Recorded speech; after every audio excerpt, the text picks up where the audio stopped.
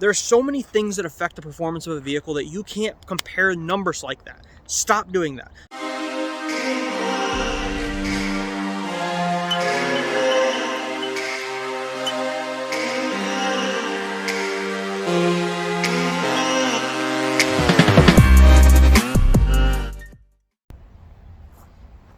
How's it going, guys? So let's talk about the dollar for performance on the Bronco Sport Badlands Edition, okay?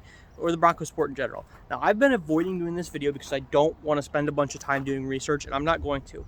I'm just going to do a quick little video that is looking at the Bronco Sport from a performance standpoint. Now, who am I and why should you trust my opinion? So, I've been a car enthusiast for over a decade. I've built everything from muscle cars to pro-charged drag cars to imports to moderns to classics. I mean, right now alone we own like everything from a 1960 Ford Fairlane 500, which is a 1 year off production, very rare car. I mean, a rotary Miata, up to a Bronco Sport, to a Slam 300C, to a Dodge Dually. I love performance. So when I was getting out of the Marines, when I was in the Marines, I traveled all over the place. That included going to Southern California, the world of customs, okay? There's nowhere else in the world that's like Southern California when it comes to custom builds. You grow an appreciation for things like lowriders and vans and cool stuff, right? Then I moved to Japan for 6 months, and I got to understand more the perfectionist side of things, okay? I'm talking about, I walk past the shop all the time, and one day I walked past and their doors were open, and I asked what they did there. And it was white floors, white walls, everyone in white jumpsuits, and I said, what do you do here? And were a tire shop, okay? And I'm not joking, they were a lube and tube tire shop, and I was like, mind blown, okay? There's this theory when you go into Japan and into their higher end market that nothing is ever built to fit your vehicle. That means if you buy a body kit for, well, not this, there's nothing there for that yet, but say I bought a body kit for my Chrysler 300, it is expected when it shows up that it is not bolted on, that it is lined up, it is taken off, trimmed, adjusted, sanded, put back up, taken back off, trimmed, adjusted, sanded again, till it fits absolutely perfect. So, from there I went to school and I went for my associates in classic automotive restoration. This is a degree that's designed for you to work inside of a museum or private collection doing concourse style restoration, everything from wiring to bodywork to paint to whatever you want. Then I went to another college for my associates in automotive technology. So this is everything in a modern vehicle, working in the dealership, working on these, everything. I mean, whatever is in this vehicle, I mean, I understand every process from diesels to gas engines to propane injection, all the things that you don't know you need. Then I went for my associates in high performance and racing technologies. This is fabrication, this is engine building, this is everything, guys. If there is something taught in a school out there, I've gone for it. Then I went for my bachelor's in business. That's just a whole nother story. I wanted to understand the business and marketing and research aspect side of things. I have spent a lot of years of my life trying to understand technology. Now I work as now I do quite a few things. First off, I own a custom automotive shop doing custom automotive interiors. I work as a ghostwriter in the automotive industry. A ghostwriter is when I write content and then it's given to a company and the company publishes it saying that the company is the expert on it. I'm the expert, okay? I've written for auto detailing, body work, and wheel companies and dealerships. If you see content out there, I've likely written it or written a piece that's very close to what's written. Even right now, the company I'm working for, they just made a comment yesterday about clearly an expert in the field and that they had absolutely zero revisions to my information on like the 15 pieces that they had gotten. So yeah, I would like to say that I understand. Why do I say that? Because subscribe to my channel, all right? I don't get enough subscriptions. I get a ton of views and not enough subscriptions, and it doesn't change what they show you with subscriptions anymore, okay? If you watch my video, they're going to recommend my video or videos like my video, but if you subscribe to my video, it helps me, okay? Take 5 seconds, hit the subscription button. If you're watching it on TV, hit like the up arrow, go to my little profile, hit subscribe. Just hit subscribe, all right? That's the point. We're doing cool stuff and everything from bikes to boats and cars and trucks, and go hit subscribe, okay? But I want to talk about one thing. I want to talk about the performance of the Bronco Sport in a real world situation. But I'm not going to go into like everyone else does. I'm not going to go into well, it's got a turbo inline 4 that makes precisely this many torques compared to the 4Runner, which makes precisely this many torques. I don't care about all that, okay? There's so many things that affect the performance of a vehicle that you can't compare numbers like that. Stop doing that, okay? Gear ratios, you can take the exact same engine, change the gear ratios, and it drives like a completely different vehicle. Take the exact same everything and change out the rear end, different vehicle. Take and change out the tire size, and it changes your torque ratings and your horsepower number and all of that, okay? Everything's a gear ratio. From the engine to the tire size is all part of that ratio. It's not some, this engine makes 240 horsepower and this engine makes 250 horsepower, so the 250 is better. It's not. We've gone way past that since we've gone to transmissions. That's been, well, nope, that's the beginning of time, huh? Yeah. And I mean, this goes all the way down to the weight of the vehicle, the aerodynamics of the vehicle, the stance of the vehicle, where the center of roll is on the vehicle. Everything changes the performance. You cannot compare numbers. Sorry to tell you, every one of these videos out there that say, well, the specs say this, it's not how we do it, okay? Now, see, I'm pulling up the sleeves here because we're going to get serious. So let's just kind of break down how we got into this vehicle. We originally had a turbocharged, like 21 PSI, 6-speed Fiat 500L. You know, the SUV looking thing with the 4 doors. So we took that on all of our trips. That's what we took when we wanted to go through the mountains. That's what we took when we wanted to just take mini trips, like a couple days. We throw everything in the back and get going. That broke down. And, you know, we went through kind of a family tragedy, and we decided we were going to go spend like months with our family out in California. And so we rented a Jeep Trailhawk, like the Jeep Compass Trailhawk. Now, again, we're looking at these SUVs that are all 4-door small utility vehicles. There's a reason for that, and I'll get into that. We rented a Trailhawk. We drove across country. Everything that I hated about vehicles, like when something that I hate, is what the Trailhawk had, okay? I'm talking like going up little mountain ranges and you're trying to go and it's just screaming, but you're not making any progress, right? There's the torque band's maxed out. We're not going anywhere. We're not shifting gears and we're not moving. And we weren't loaded down with a lot, right? A few bags in the back. And we get out to the salt flats and I try to get into it a little bit and it's just not going like I want it to. It's just losing on the top end. Okay, what this is the gearing and the top end power and the fuel that it's potentially able to inject is maxed out. We're maxing the vehicle out. So we get out there and I decide I want to test drive all sorts of things. And again, I own a lot of stuff. I own a Dodge Dually with like 26 PSI Cummins. That's a lot of power. But when you go driving down a back road and you go to turn, it's so much weight moving around. You got to pay attention to how it feels, okay? We own a fiberglass body V8 CJ5 Jeep. Oh, you want to talk about something to try to compare to that. So we get out there and we go test driving some things like 4Runners and Foresters and Jeep Wranglers and all of that. So what we are looking for is a vehicle that we can take from home and overland with, which means take it from home, go down the highway, go out into the woods, through the riverbeds and wherever else we want, and go camping and go on adventures and go gold panning and go fishing and put kayaks on top and take them out and throw some bicycles on top the next day and go down some trails, and that's what we want. So there's a lot that goes into that, right? The vehicle needs to be safe and it needs to be comfortable because we're going to travel on the highways with it. And it needs to have relative ground clearance because we're going to do light off-roading with it. And blah-de-blah-de-blah. All the things that you don't know you need in your life. You can't be rolling around a lot or you'll flip it. And in all of these things. It needs to have room. So that's what we looked for. And let me just tell you what. I love Jeeps. I think they're cool. I've always wanted a newer Jeep. I've always wanted to build up a newer Jeep. That are very uncomfortable. And there's nothing about it that makes you say, let me drive 10 hours in it. Go sit in the seat. Okay? Step one before you ever buy a vehicle is sit in the seat and see how it feels. Everyone asks why we didn't buy the full size.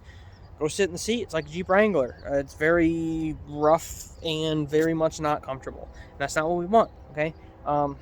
There's also this theory that for every trail that is too big for your vehicle, as in for every trail that I wouldn't be able to drive down with my vehicle, there's a trail that is too small for a larger vehicle, okay?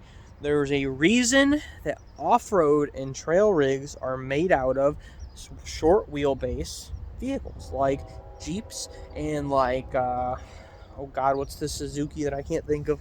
Anyways, the Suzuki and, you know, these little short wheelbase vehicles. If it's a vehicle's longer, there's a chance that it bottoms out in the center or gets stuck on a rock in the center. If the vehicle's too wide, there's a chance that instead of being able to drive up a trail, you have to now tilt and drive up the trail. That can be fun, but it's not so great when you're trying to travel. Got my mechanic's bench. So, what are we looking for then? We're looking for a vehicle with balance for the purpose, okay? I need something that can go down the highway fine and comfortably, and then be able to go on mild trails. I don't need anything insane. If I need something insane, we'll pull the Jeep out, and I'll throw it in the trailer, and we'll go that way. I'm just looking for a light... Where all you people come from? Anyways, I'm just looking for a light off-roading vehicle. Okay, something we can put gear up on top, and I want to be able to sleep inside, which means it's sealed and climate controlled and away from the bugs and stuff. And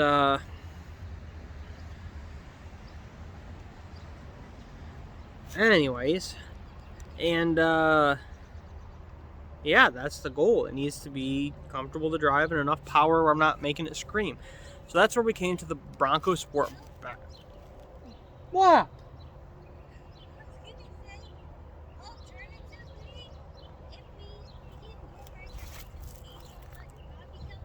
So that's how we landed on the Bronco Sport Badlands, okay? It comes with an inline-4, turboed, little torquey engine. It has what's called their GOAT modes, their go over any terrain modes, which change your gear ratios and your locker selections. It comes with full lockers, front and rear.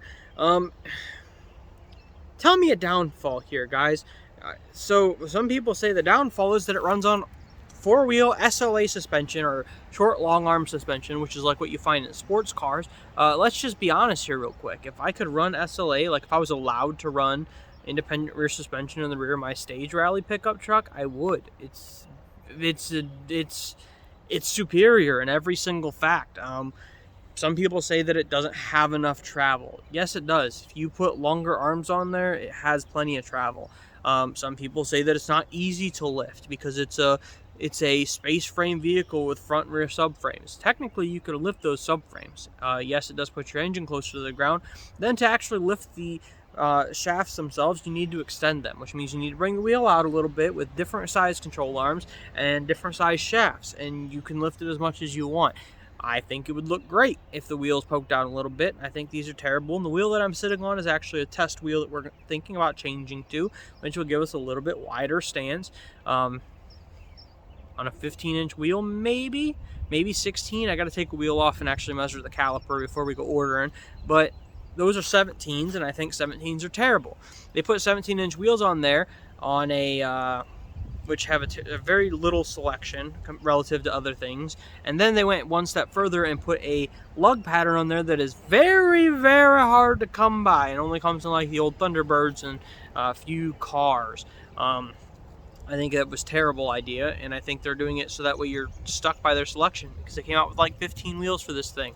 So now you're stuck with what they have unless the company comes out with adapters or something like that, which we might go to.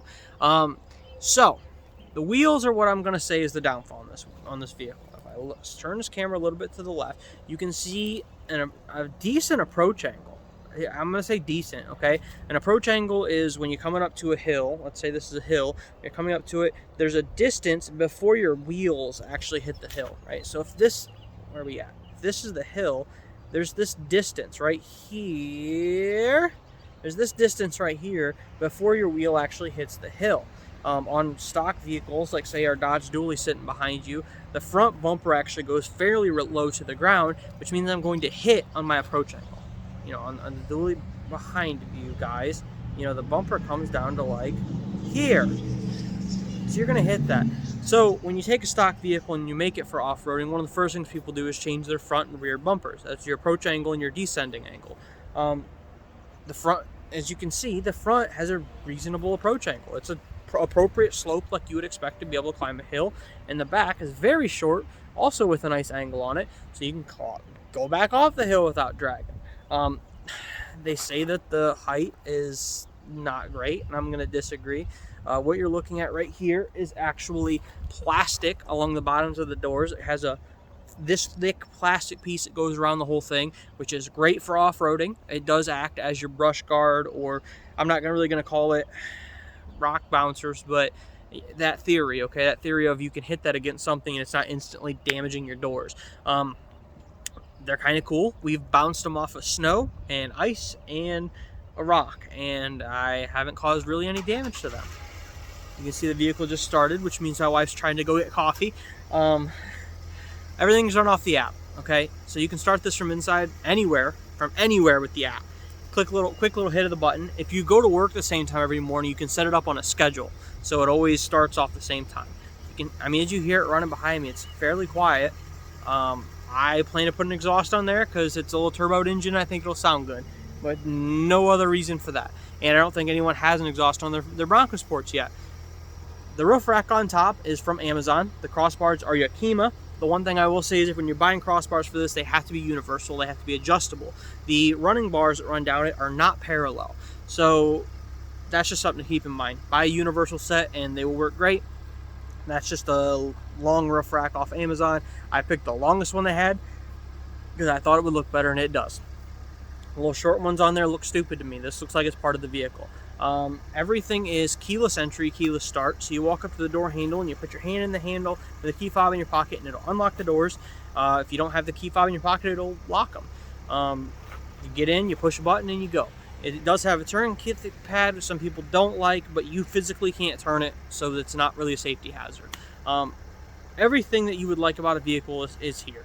It runs primarily off front-wheel drive for fuel consumption and safety, and if you start to lose traction, it activates the rears instantly, and then once you go into your GOAT modes or your selections, you have the options to put it in whenever you want, turn your lockers on. It even has trail cameras and trail cruise control.